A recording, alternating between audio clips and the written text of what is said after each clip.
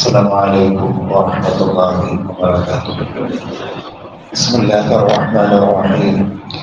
പ്രിയമുള്ള സഹോദരന്മാരെ, നമ്മൾ ഇന്നലെ പറഞ്ഞു വെച്ചത് കച്ചവടം തുടങ്ങി ഒരു വർഷം പൂർണ്ണമായി കഴിയുമ്പോൾ ആ സ്ഥാപനത്തിലെ പ്രൊഡക്റ്റുകളെ സ്റ്റോക്ക് എടുപ്പ് നടത്തി അത് ഏകദേശം 45,000 രൂപയുടെ അതല്ലെങ്കിൽ 595 ഗ്രാം വെള്ളിയുടെ വിലയോട് സമാനമായതോ അതിൻ്റെ മുകളിലോ ഉണ്ടെങ്കിൽ അതിൻ്റെ 2.5% കൃത്യമായി സക്കാത്ത് കൊടുക്കണം എന്നുള്ളതാണ്.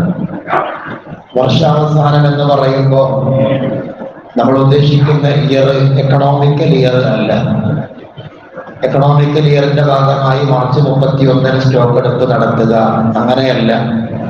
മറിച്ച് എന്നാണോ ഷോപ്പ് തുടങ്ങിയത് അത് മുതൽ ഒരു വർഷം പൂർണ്ണമാകുമ്പോൾ ആ വർഷം പൂർണ്ണമായ ദിവസത്തിലുള്ള അന്ന് കടയിലുള്ള ഷോപ്പിലുള്ള പ്രൊഡക്റ്റുകളെയാണ് സ്റ്റോക്ക് എടുപ്പ് നടത്തേണ്ടതും അതിൻ്റെ എത്ര തുകക്കാണോ അതുള്ളതെങ്കിൽ അതിൻ്റെ 2.5% കൊടുക്കേണ്ടത് എന്നുമാണ് ഇന്നലെ നമ്മൾ സൂചിപ്പിച്ചത്.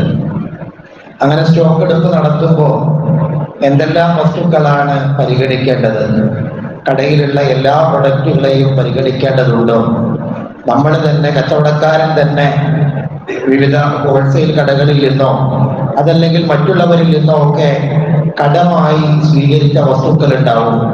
അതിനൊക്കെ സക്കാത്ത് കൊടുക്കേണ്ടതുണ്ടോ? ഇവിടെയാണ് അടിസ്ഥാനപരമായി നമ്മൾ മനസ്സിലാക്കേണ്ട ഒരു യാഥാർത്ഥ്യം. സക്കാത്ത് 2 വിധമുണ്ട്. ഒന്ന്, ഒരു മനുഷ്യന്റെ ശരീരവുമായി ബന്ധിക്കുന്ന സക്കാത്ത്. രണ്ടാമത്തെ ഒന്ന് അവന്റെ സമ്പത്തുമായി ബന്ധിക്കുന്ന സക്കാത്ത്. ശരീരവുമായി ബന്ധിക്കുന്ന സക്കാത്താണ് നമ്മൾ ഫിത്ർ സക്കാത്ത് കൊടുക്കാറുണ്ട്.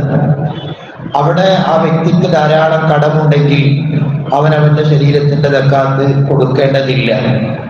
അതേസമയം സമ്പത്തുമായി ബന്ധിക്കുന്ന സക്കാത്തുകളാകുമ്പോൾ ഉടമയായ വ്യക്തിക്ക് ധാരാളം കടമുണ്ട് എന്നത് പരിഗണിക്കുന്നില്ല. കാരണം അവിടെ സമ്പത്താണ് ശുദ്ധീകരിക്കപ്പെടേണ്ടത്. അതുകൊണ്ട് വ്യക്തിക്ക് ധാരാളം കടങ്ങളുണ്ട്, അതല്ലെങ്കിൽ അദ്ദേഹം പ്രൊഡക്റ്റുകളെ കടമായി സ്വീകരിച്ചതാണ്, അദ്ദേഹം തന്നെ വലിയ കടബാധിതനാണ് എന്നതുകൊണ്ട് അദ്ദേഹത്തിന് സക്കാത്തിൽ നിന്ന് ഒഴിഞ്ഞു മാറാൻ കഴിയില്ല. ആ വസ്തുക്കളുടെ ഒക്കെ കടമായി സ്വീകരിച്ച വസ്തുക്കളാണെങ്കിൽ പോലും അതിൻ്റെ എല്ലാം സ്റ്റോക്ക് എടുപ്പ് നടത്തേണ്ടതും കൃത്യമായി സക്കാത്ത് കൊടുക്കേണ്ടതാണെന്ന് കർമ്മശാസ്ത്ര ഗ്രന്ഥങ്ങൾ സൂചിപ്പിക്കുന്നുണ്ട്. എന്തുകൊണ്ടാണ് നമ്മൾ കടമായി സ്വീകരിച്ച പ്രൊഡക്റ്റുകൾക്ക് പോലും സക്കാത്ത് കൊടുക്കേണ്ടത്? ബഹുമാനപ്പെട്ട ഇബ്നു ഹജർ ഹൈതമി തങ്ങൾ സൂചിപ്പിക്കുന്നുണ്ട്, ആ വസ്തുവിനെ ക്രയവിക്രയം നടത്താൻ കൈകാര്യം ചെയ്യാൻ ഇപ്പോൾ ഇവന് അധികാരമുണ്ട്. നമ്മൾ കടമായിട്ട് വാങ്ങിയതാണെങ്കിലും വാങ്ങലോട് കൂടെ അത് നമ്മുടേതായി.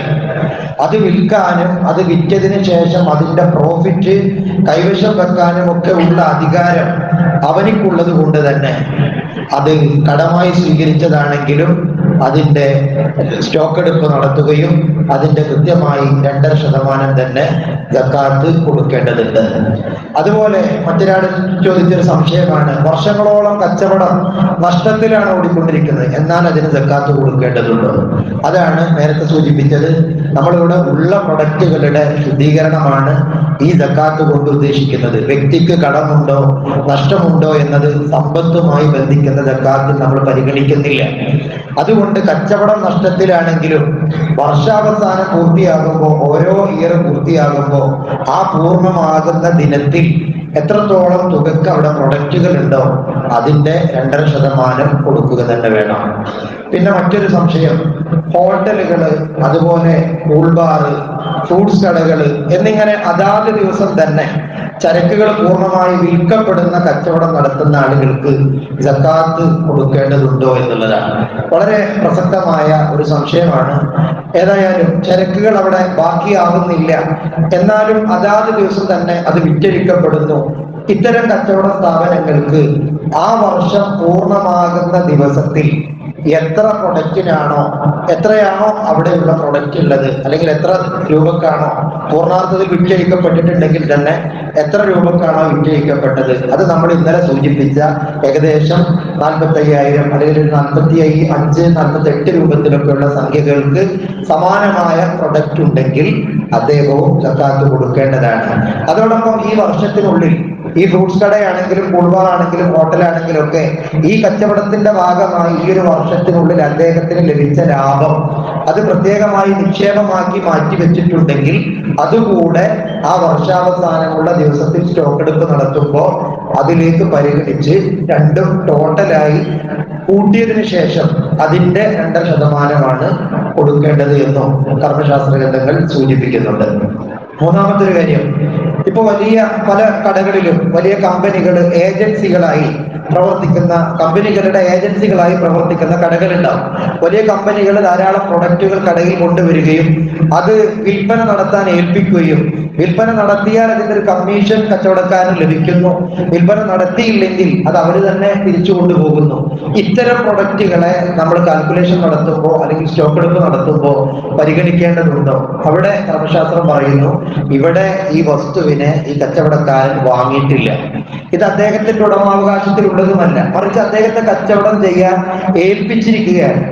ആ ഏൽപ്പനയുടെ ഭാഗമായിട്ട് അദ്ദേഹത്തിന് ചെറിയ കമ്മീഷൻ ലഭിക്കുന്നു എന്നതല്ലാതെ അദ്ദേഹത്തിന്റെ പ്രൊഡക്റ്റ് അല്ലാത്തത് കൊണ്ട് അത്തരം പ്രൊഡക്റ്റുകളെയും സ്റ്റോക്ക് എടുപ്പിൽ പരിഗണിക്കേണ്ടതില്ല എന്ന് കൃത്യമായി പഠിപ്പിക്കുന്നു. കാരണം കച്ചവട ചരക്ക്, ഒരു വസ്തു കച്ചവട ചരക്കായി പരിഗണിക്കാൻ ഫിഖ്ഹ് പ്രധാനമായി മുന്നോട്ട് വെക്കുന്ന ഒരു ക്രൈറ്റീരിയ, ഒരു മാനദണ്ഡം എന്ന് പറയുന്നത് ഇന്നമാ യസീറുൽ അർദു ലിതിജാറത്തി ഇദഖതറനത് നിയ്യതുക ബികസ്ബിഹി ബിമുആവദത്തിൻ മഹ്ദ എന്ന് പറഞ്ഞാൽ റൊക്കം ക്യാഷ് കൊടുത്തുകൊണ്ടോ അല്ലെങ്കിൽ കടത്തിനോ ഒക്കെയായി നാണയം കൊടുത്തുകൊണ്ടോ ഒക്കെ ഒരു വസ്തുവിനെ അദ്ദേഹം ഒരു നാണയം കൊടുത്തുകൊണ്ടാണ് പകരമാക്കിയതെങ്കിലാണ് ആ വസ്തു കച്ചവട ചരക്കായി പരിഗണിക്കുന്നത്. എന്ന് പറഞ്ഞാൽ ഒരാൾക്ക് ഫ്രീ ആയിട്ട് എന്തെങ്കിലും കിട്ടിയതോ അതല്ലെങ്കിൽ അനന്തരാവകാശമായി ലഭിച്ചതോ അങ്ങനെയുള്ള വസ്തുക്കളൊന്നും പരിഗണിക്കേണ്ടതില്ല. കാരണം അദ്ദേഹം അത് ക്യാഷ് കൊടുത്ത് പകരമാക്കിയതല്ല എന്നതുകൊണ്ട് അത്തരം വസ്തുക്കളും സ്റ്റോക്ക് എടുപ്പിൽ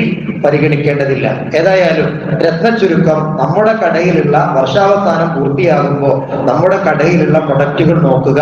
നമ്മുടെ ഉടമാവകാശത്തിലുള്ളത്, അത് നമ്മൾ കടം വാങ്ങിയതാണെങ്കിലും അതല്ലെങ്കിൽ നമ്മളൊരു വലിയ ബാധ്യസ്ഥനാണെങ്കിലും ഒക്കെയും അതിന്റെ ഒക്കെ പ്രൊഡക്റ്റുകളെ കൃത്യമായി കാൽക്കുലേഷൻ നടത്തി അതിന്റെ സ്റ്റോക്ക് എടുപ്പ് എടുത്ത് അതിന്റെ 2.5% കൃത്യമായി സക്കാത്ത് കൊടുത്തു വീട്ടണം. അപ്പോഴാണ് ബാക്കിയുള്ള സമ്പത്തുകളെല്ലാം ശുദ്ധമാകുന്നത്. വ്യക്തിയുടെ ശരീരത്തിനുള്ള സക്കാത്താണെങ്കിലാണ് കടമുണ്ടെങ്കിൽ ഒഴിഞ്ഞു മാറാനുള്ള ഓപ്ഷൻ ഉള്ളൂ. അതല്ലാതെ സമ്പത്തുമായി ബന്ധപ്പെടുന്ന സക്കാത്തുകൾക്ക് വ്യക്തിക്ക് കടമുണ്ടോ ഇല്ലയോ എന്നുള്ളത് പരിഗണിക്കുന്നില്ല. അല്ലാഹു സുബ്ഹാനഹു വ തആല നാം പറയുന്നതും കേൾക്കുന്നതും ഒക്കെ സ്വാലിഹായ കർമ്മമായി അല്ലാഹു നമ്മിൽ നിന്ന് സ്വീകരിക്കുമാറാവട്ടെ. നമ്മിൽ നിന്ന് വിട പറഞ്ഞ് വിവിധ മക്ബറകളിൽ കഴിയുന്നവർ, നമ്മുടെ പള്ളിക്ക് ചുറ്റും വിശ്രമിക്കുന്നവർ എല്ലാവരിലേക്കും അല്ലാഹു അതിന്റെ വിധുല സവാബ് എത്തിച്ചു കൊടുത്ത് അനുഗ്രഹിക്കുമാറാവട്ടെ. നമ്മുടെ കച്ചവടങ്ങളിലും ബിസിനസ്സുകളിലും ഉപജീവന മാർഗങ്ങളിലും ഒക്കെ അല്ലാഹു നല്ല അഭിവൃദ്ധിയും ബറക്കത്തും തന്ന് അനുഗ്രഹിക്കുമാറാവട്ടെ. അസ്സലാമു അലൈക്കും വറഹ്മത്തുള്ളാഹി വബറകാതുഹു.